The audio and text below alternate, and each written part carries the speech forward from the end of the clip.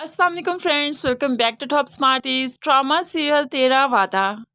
आखिरकार सैम ने भी खुश रहना सीख लिया और ये सब कुछ शहीर की वजह से ही तो मुमकिन हुआ। सैम खुशी खुशी अब अपनी शादी की शॉपिंग करने लगी है। जैसे ही शॉपिंग करके आई तो मारिया को खलबली सी मचने लगी।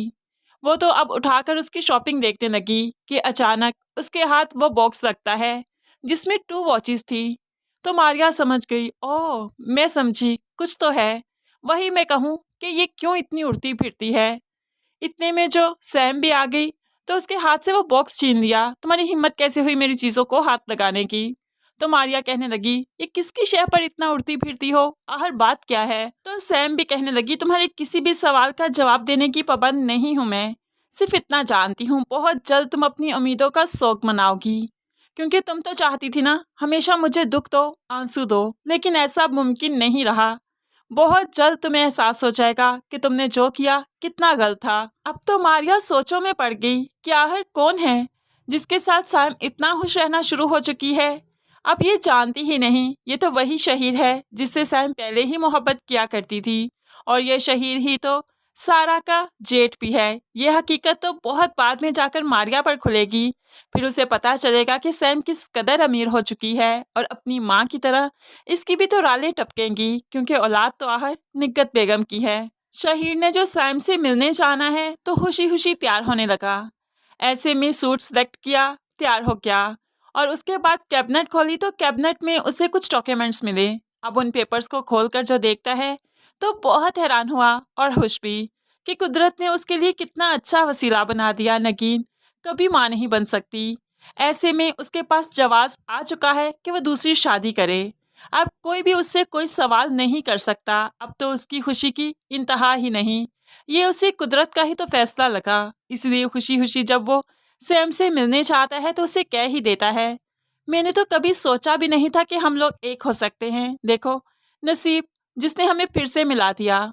तो सैम भी कहने लगती है, जब नसीब में मिलना हो तो वसीले खुद बहुत बन जाते हैं। सैम जैसे ही घर से निकली तो मारिया बस इसी टो में थी कि वो घर से जाए और उसके कमरे की तलाशी ली जाए। इसलिए तो फौरन सैम के कमरे में आ जाती है।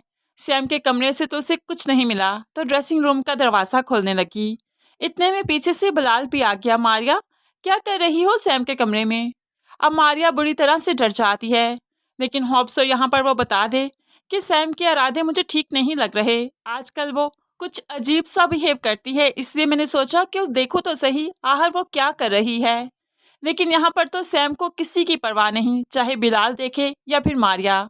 दूसरी तरफ हाला और शयान अब रेहान से मिलने आते हैं। उसका इतना बड़ा सा घर देखकर हाला की आंखें तो फटी की फटी रह गई।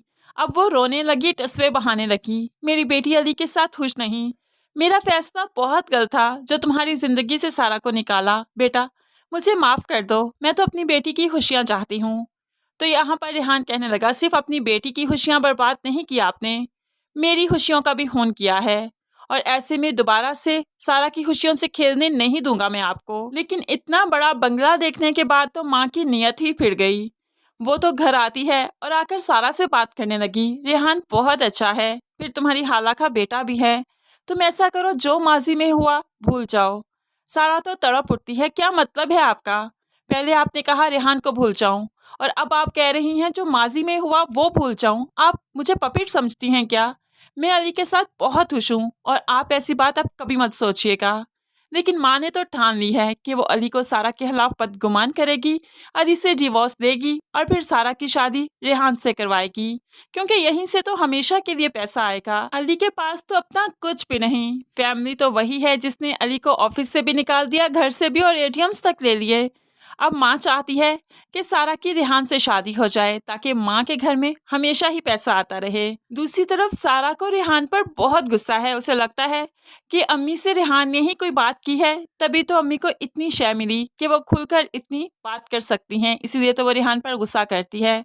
तो रेहान कहने लगा, ये हकीकत है कि तुम्हारे बगैर मैं और मेरा फ्यूचर पहले भी ज़ीरो था, आज भी ज़ीरो है। लेकिन फिर भी मैं तुम्हारी खुशियों में कभी भी आना नहीं चाहता। तुम अली के साथ खुश हो तो मैं तुम्हारी ज़िंदगी में कभी मदाखलत नहीं करूँगा, क्योंकि हमेशा से तुम्हारी खुशियाँ चाहता था और चाहता हूँ। अब ये रेहान ही बहुत जल्द निगहत बेगम की हकीकत सारा को बताएगा कि उसकी माँ ने किस तरह से रिहान और सारा को जुदा किया सिर्फ दौलत की खातिर। तब जाकर सारा को समझ आएगी कि उसकी माँ उसकी सगी है ही नहीं, उसे तो मोहब्बत है सिर्फ दौलत से, रुपए पैसे से।